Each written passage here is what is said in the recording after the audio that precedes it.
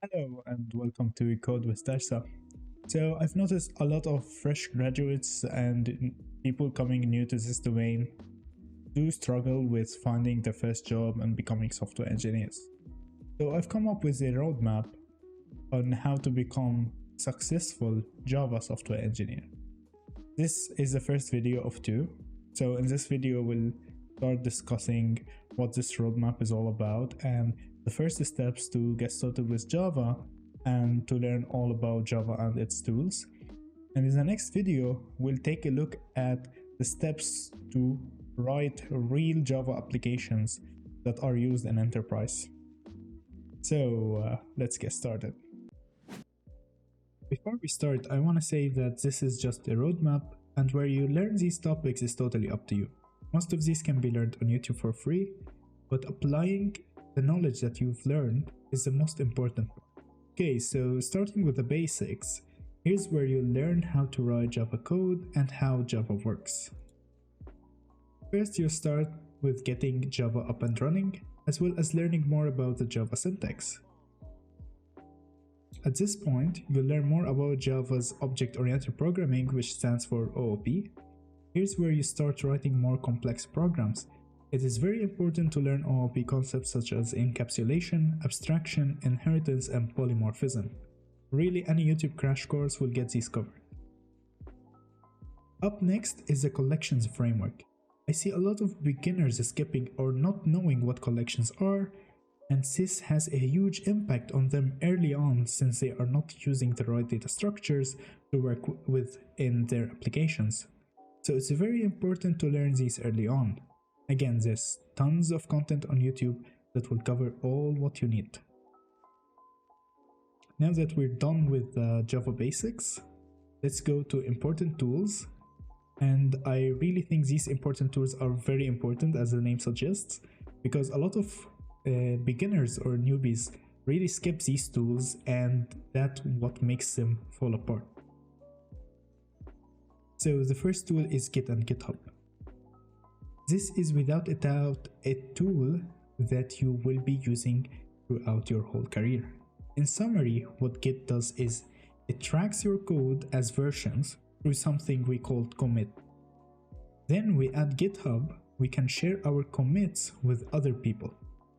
Extremely important to learn, since this is where you'll be uploading all your code, and that's how you'll be collaborating with your coworkers at work. The next tool we have is build system. So what is a build system? It is a tool that makes every Java developer smile. It manages all your dependencies, or what we call libraries, and all your builds, running unit tests, packaging, and all sorts of cool stuff that you don't want to do manually. The two main build systems are Maven and Gradle. You'll be using one of the two, so it's either Maven or Gradle. You can find a lot of tutorials about either, but after that you should never create a project without a build system. Now it's time to hit the brakes and start applying everything you've learned so far. Create a new project. It can be whatever you find cool and whatever you want to do. Make sure to use Git and GitHub. Also, it should have a build system. This project is something you want to go back at and improve as you go through this journey. Now, advanced language or language advanced. Moving on, it's time to learn more advanced Java to be distinguished from other new Java developers. And the topics I'm gonna discuss here will set the bar really high for you. So starting with testing. Well, I'm pretty sure you tested your project manually. Well, I can't blame you, that's how people start, but what you really need to learn is to not rely on manual testing and instead write tests as code. In big companies, they rely heavily on automatic tests, and it'll be the first big factor to make you stand out when applying to jobs. So go learn about unit tests in Java and then revisit your project to cover your code fully with tests. The next time you do any changes, you just run the tests and the reports will be generated if you mess up anything. This will ensure that a lot of bugs will not occur. Now, this topic seems very hard for beginners, and it really is, but I still suggest that you take a look at, as this is another concept that will set you apart when applying to jobs. The topic is very straightforward. How can we run multiple tasks in parallel? Reading articles about this topic is especially helpful, so read a lot of those and come back to your project to implement something for multi-threading and concurrency.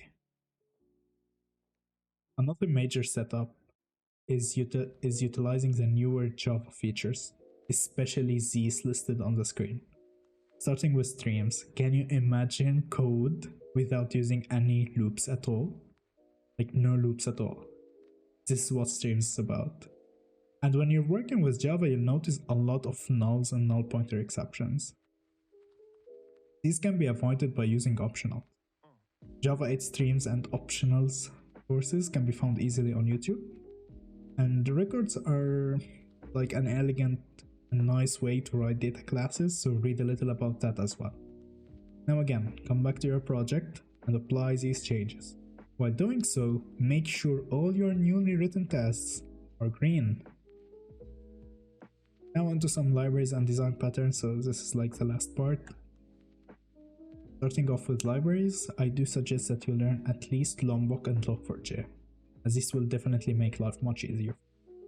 The rest are really nice as well. I've been using MyAbstract for a while, it's amazing. I've used Apache commands for a lot of things.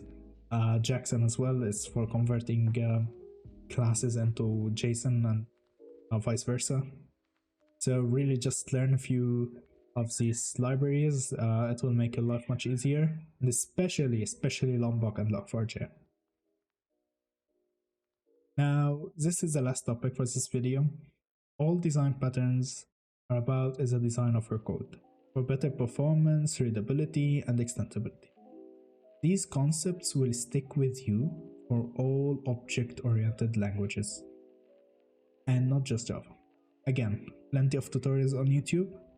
If you see that you are repeating code in your project, I do believe that there's a design pattern suited to refactor that code, to make it more elegant, more extendable, more structured, and much more readable as well. So do apply these design patterns. It's a huge topic. You need to learn it step by step, and you learn it as you go, okay? So keep learning design patterns as much as possible.